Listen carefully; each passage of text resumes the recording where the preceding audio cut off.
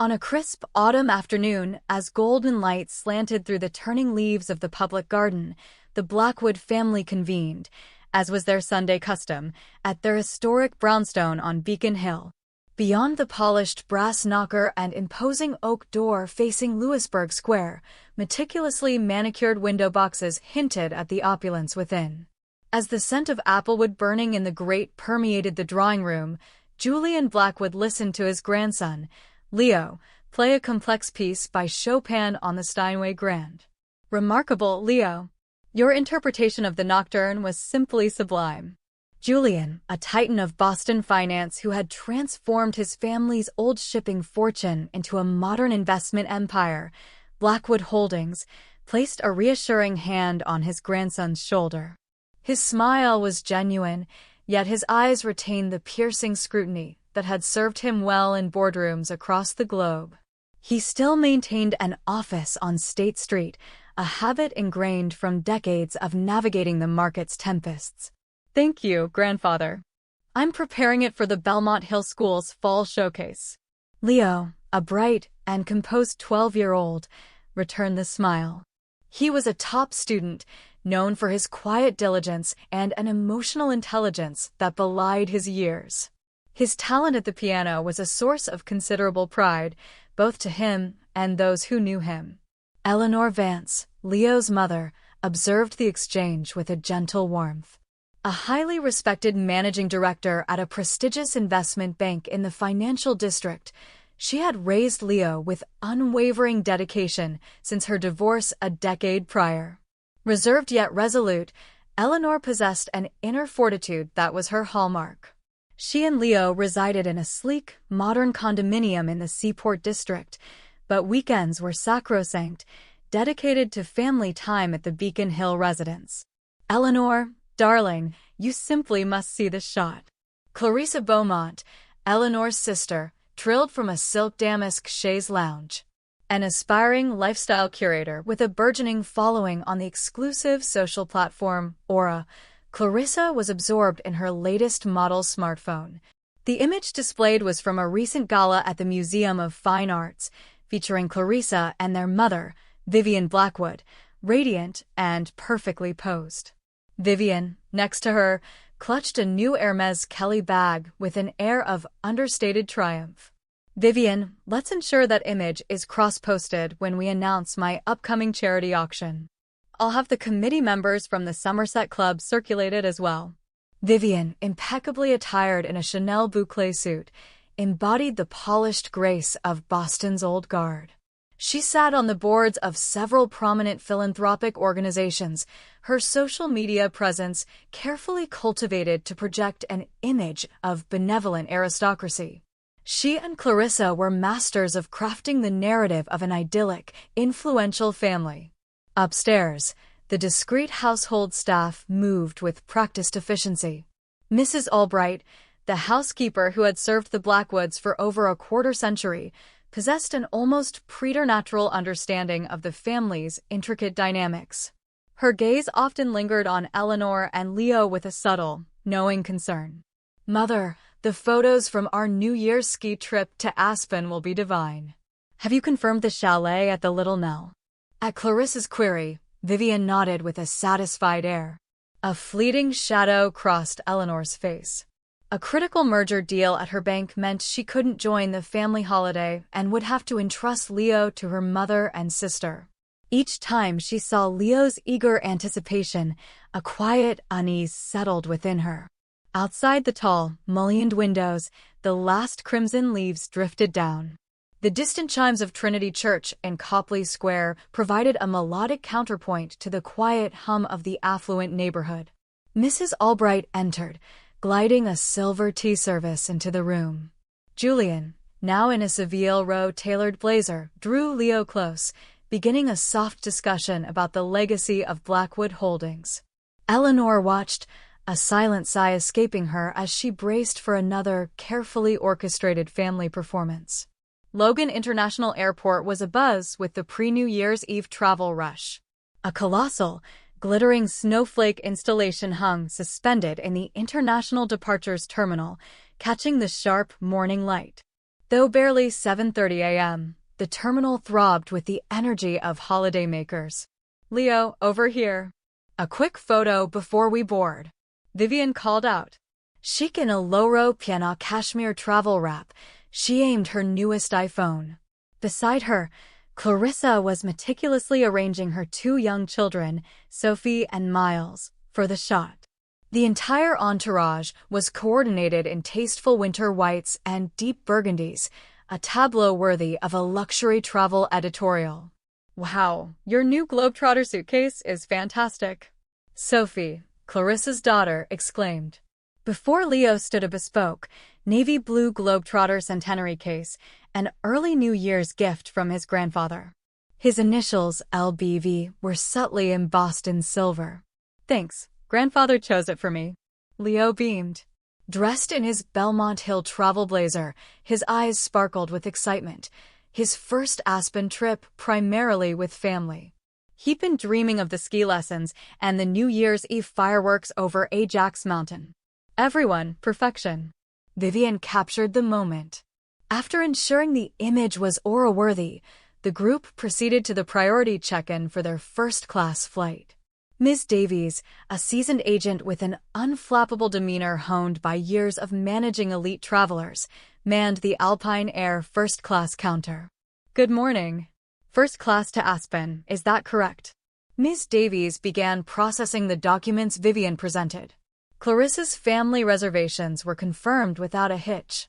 However, when it came to Leo's ticket, her professional smile faltered almost imperceptibly. "I do apologize, madam, but I am unable to locate Mr. Leo Blackwood Vance's reservation." Ms. Davies rechecked the system, her brow furrowed. "That's preposterous. I booked it myself through our private travel concierge." Vivian's voice, usually modulated, sharpened with an edge of impatience.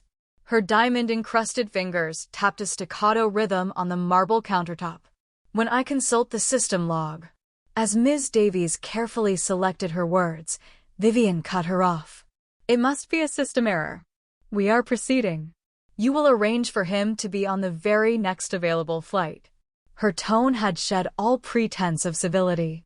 Leo looked up at his grandmother, his expression shifting from excitement to bewilderment. "But Nana, you said we'd all fly together." His voice was small, his hand tightening on the handle of his new Globetrotter. "Madam," Ms. Davies stated, her voice quiet but firm, in fact, regarding this specific booking's cancellation record. "Let's go, Clarissa." Vivian, ignoring Ms. Davies, grasped her daughter's arm. Clarissa, after a moment of visible discomfort, quickly fell into step beside her mother. "Mom, I'm not coming." Tears welled in Leo's eyes.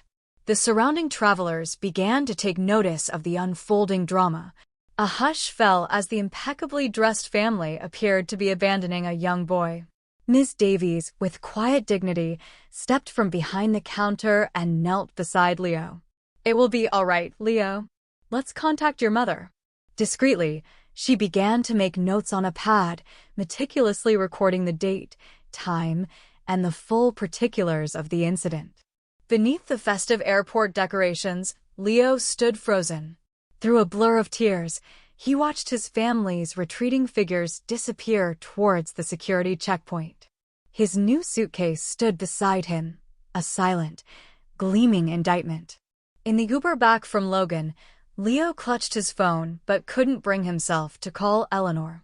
He stared blankly at the familiar Boston cityscape rushing past. The driver cast occasional, concerned glances at him in the rearview mirror. As dusk settled, a knock sounded at Eleanor's Seaport condominium. Opening the door, weary from a long day of deal negotiations, she found Leo, his face streaked with tears, his Globetrotter at his side. "Mom, they said at the airport there was no ticket. I couldn't get on the plane." The moment she heard her son's trembling voice, a cold dread seized Eleanor's heart. In her embrace, Leo finally let the sobs rack his small frame. Vivian's aura feed became a daily chronicle of Aspen's glamour. The Blackwoods, minus Leo, lounging by the heated outdoor pool at the Little Nell, exquisite dinners at Cloud 9 Alpine Bistro, mother and daughters radiating joy on a private sleigh ride.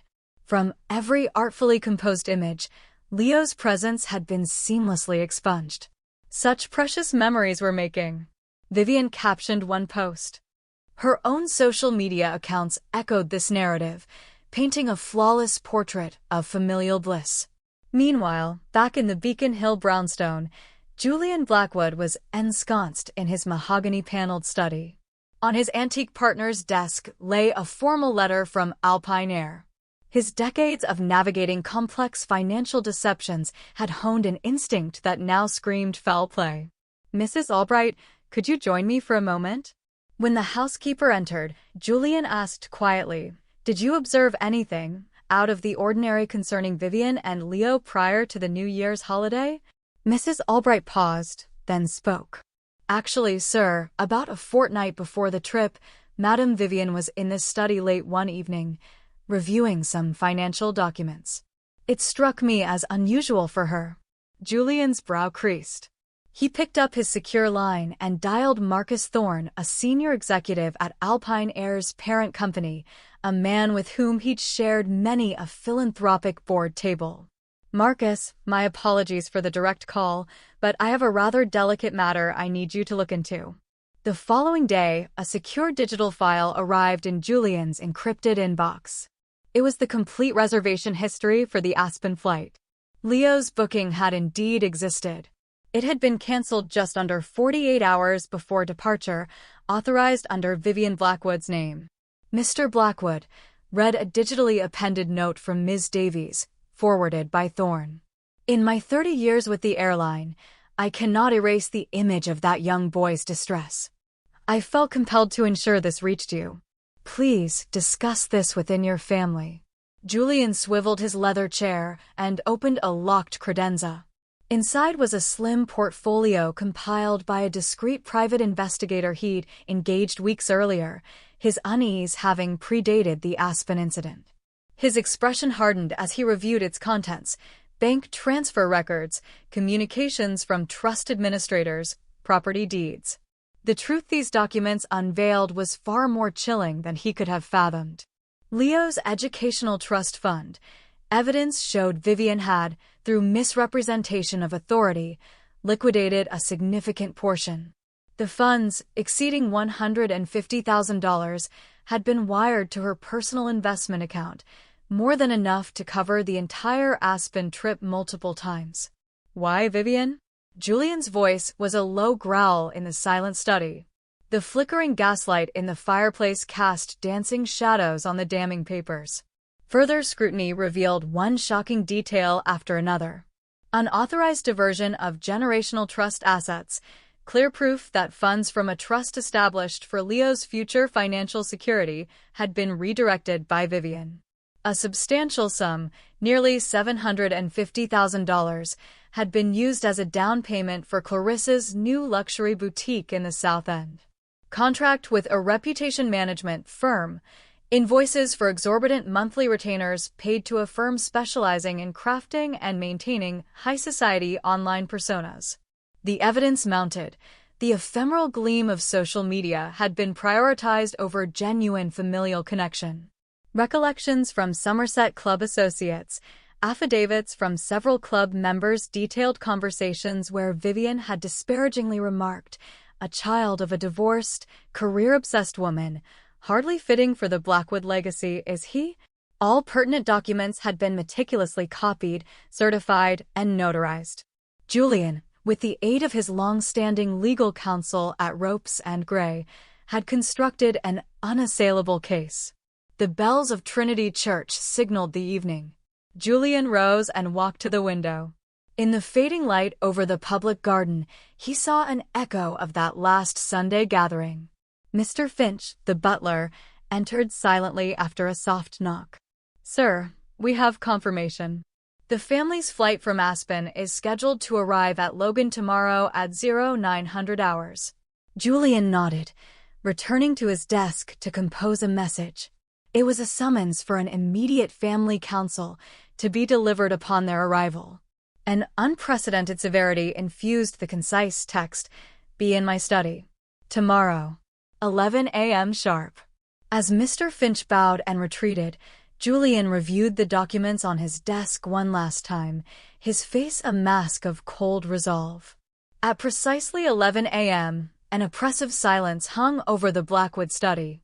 Julian sat in his imposing Copley wingback chair before the fireplace, the room filled with the gravitas of generations of Blackwood history. Beside him stood Mr. Hawthorne, a senior partner from Ropes and Gray. Crisp autumn sunlight streamed through the bay window, illuminating stacks of files on the polished desk. "Begging your pardon, sir, they have all arrived," Mr. Finch announced, his voice devoid of its usual warmth. Vivian and Clarissa swept in, their aspen tans and expensive casual wear striking a jarring note against the study's somber formality. Eleanor and Leo entered next, the boy's hand held firmly in his mother's. "I have matters of grave importance to discuss." Julian's voice, when it finally came, was devoid of its customary warmth, resonant with an icy authority. "Vivian, you will answer my questions directly." Picking up a sheaf of papers, Julian began, "Why did you cancel Leo's flight reservation to Aspen? Surely you can't believe." Vivian's voice quavered, her composure fracturing. "The evidence is irrefutable." Julian held up the Alpine Air report. Cancellation initiated 47 hours prior to departure. Digital authorization traced directly to your personal devices. The air in the room crackled with tension. "That is merely the beginning." Vivian's face went ashen as Julian, with Mr. Hawthorne occasionally interjecting legal clarifications, laid out the facts. The unauthorized liquidation of Leo's educational trust fund, the embezzlement of the proceeds, the misappropriation of generational trust assets. Julian presented each piece of evidence with chilling precision. $750,000 diverted for Clarissa's retail folly, profligate expenditure on image consultants. "Father, I can explain everything." As Vivian attempted to interject, Julian raised a hand, silencing her. "No explanation is required. I understand everything perfectly." A sharp rap of his knuckles on the heavy desk punctuated his words. "I am even aware of your unfortunate remarks at the Somerset Club regarding Leo's suitability for our class." Leo flinched a small, almost inaudible gasp. Eleanor's expression hardened into a quiet fury. "I comprehend the motivations," Julian said, rising and moving to the window.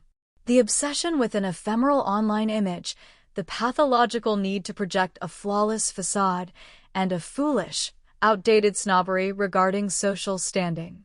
When Julian turned back, his face was set in lines of implacable judgment. "Vivian, Clarissa, I will now pronounce the consequences of your actions."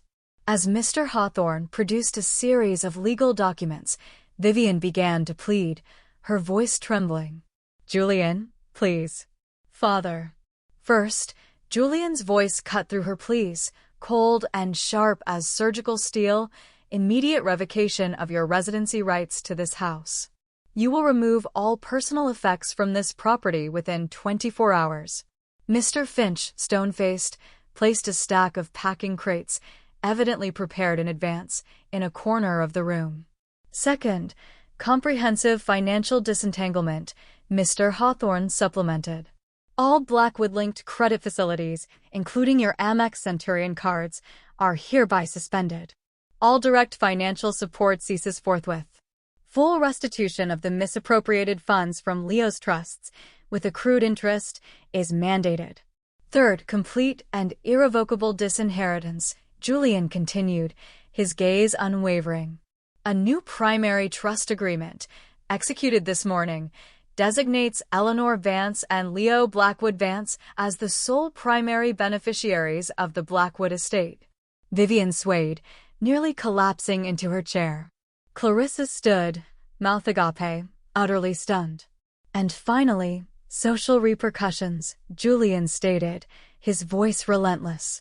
"Letters of resignation from all your charitable board positions have been tendered on your behalf. Your membership at the Somerset Club was rescinded as of 0800 hours this morning. The vestry of Trinity Church has also been apprised of the situation. Mrs. Albright, appearing at the doorway, announced quietly, "Madam, the Ladies' Guild of the Philanthropic Society has convened an emergency session. Expulsion proceedings are underway." "Father, what are we to do?"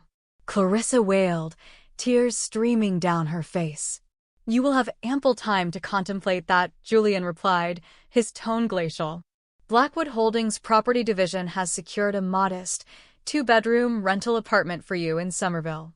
The first 3 months' rent will be covered. Beyond that, you are on your own." "Is that all?" Eleanor asked quietly, her voice steady.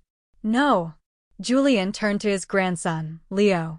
For the first time, his expression softened, the harsh lines around his eyes easing. "Leo, come here." The boy stepped forward, towards his grandfather. Julian knelt, bringing himself to eye level with Leo. "My boy," he said, his voice now gentle, laced with profound regret and affection. "I have something of great importance to share with you. Starting next term, I wish for you to begin spending your Saturday mornings with me at Blackwood Holdings. There is much to learn. For in the fullness of time, you, Leo, are the one who will inherit not just this house, but the stewardship of our family's legacy." Tears welled in Leo's eyes, not of sadness, but of a dawning understanding. Eleanor placed a proud, steadying hand on her son's shoulder. "Leave," Julian commanded, his voice once again like flint, addressing Vivian and Clarissa. 24 hours. That is the extent of my remaining clemency." No one watched them go as they exited the study, their shoulders slumped, the weight of their actions finally, crushingly, upon them. 1 year later, a light dusting of early snow once again graced the elegant streets of Beacon Hill. On an autumn weekend in the Blackwood brownstone, Leo, now a confident 13-year-old, sat across the vast mahogany desk from Julian in the study. He was immersed in the fundamentals of portfolio management, dissecting quarterly earnings reports with a focused intensity. "Your grasp of these instruments is excellent, Leo," Julian remarked, a note of deep satisfaction in his voice. "The true art of investment, remember, is to understand the human endeavor, the dreams and aspirations that lie behind these figures." The weekend sessions had become a cherished ritual for Leo. His academic achievements at Belmont Hill had soared, and he had recently won a regional Chopin competition with his cello performance. Eleanor, now a celebrated managing director, had moved into a magnificent new townhouse in Back Bay, a tasteful testament to her success and a welcoming new hub for their redefined family. "Welcome back, Ms. Vance." Mr. Finch greeted Eleanor with his customary dignified warmth as she arrived on a crisp Saturday evening. He, along with Mrs. Albright, continued to serve the Blackwood household with unwavering loyalty. "How was Leo's session today, Mr. Finch?" Eleanor inquired. "Young Mr. Leo is progressing admirably, madam," Mr. Finch replied with a gentle smile. Mr. Blackwood's conviction in him as his successor grows more profound with each passing week. In the study, Julian was outlining a new venture to Leo. "I am considering the establishment of a charitable foundation next year," the patriarch said quietly. "The Blackwood Vance Foundation. Its mission will be to support gifted children from disadvantaged backgrounds, ensuring they do not have to relinquish their dreams due to economic hardship. I would like your mother to serve as its inaugural chairperson." Leo's eyes shone. His respect and admiration for his mother had deepened into an unshakable bond over the past year. Meanwhile, a short drive across the Charles River, in a nondescript apartment building in Somerville, Vivian and Clarissa inhabited a starkly different reality. Their once coveted wardrobes of designer couture had been sold off to consignment shops, replaced by attire from discount retailers. All their aura and other social media accounts had long been deleted, their glittering days as society mavens a painfully distant memory. "Mother, I'm heading out for an interview at that boutique in Cambridge," Clarissa announced, her voice etched with a weariness that had become chronic. Divorced by her husband, who had gained full custody of Sophie and Miles, she now drifted between temporary retail positions. Vivian stood silently by the small window, gazing out at the unremarkable street below. The Trinity Church newsletter had, with considerable discretion but unmistakable clarity, alluded to their actions as a modern parable of hubris and misplaced values, sending quiet shockwaves through Boston's elite circles. The cost of their meticulously constructed facade had been devastating: luxury items liquidated, high-value bank accounts frozen or depleted, a mountain of legal bills, and a complete cessation of contact from their former social sphere. Vivian's solitary musings echoed in the sparsely furnished room. Whispers at the Somerset Club and other old-guard institutions deemed their downfall a form of societal karma. The incident had ignited quiet but earnest discussions within philanthropic circles about the true nature of legacy and the perils of prioritizing image over integrity. The chasm between curated online personas and authentic human connection had become a cautionary tale whispered across the city. The Blackwood family, reconstituted around Eleanor and Leo, found a new, stronger equilibrium. Julian grew more assured each day that his painful but necessary decisions had preserved the true values upon which his family's name had been built. Grandfather, Leo looked up from a complex spreadsheet, his expression thoughtful. "When I'm older, I want to build a perfect family. Not for aura or for show, but perfect in our hearts, for each other." Julian Blackwood nodded slowly, a profound sense of peace settling over him at his grandson's words. The gaslight in the fireplace burned with a steady, unwavering warmth. Outside the window, the first flakes of an early winter snow began to fall silently. The bells of Trinity Church pealed in the distance, a somber toll for what was lost, yet also a resonant blessing for the enduring bonds of the renewed family. Mrs. Albright appeared at the study door to announce that dinner was served. As always, a warm, thoughtfully prepared meal for three was laid in the intimate family dining room. Their time together had become genuine, unburdened by pretense or the relentless pursuit of vanity. "Come," Julian said, his voice imbued with a quiet joy. "Let us dine together as a family." Eleanor and Leo smiled, following him from the study. The warm light spilling from the windows of the Beacon Hill brownstone now symbolized not just wealth or history, but the resilient, authentic bonds of family. In the snow-dusted heart of Boston, one family's story had turned a painful page, beginning to inscribe a new, more hopeful chapter.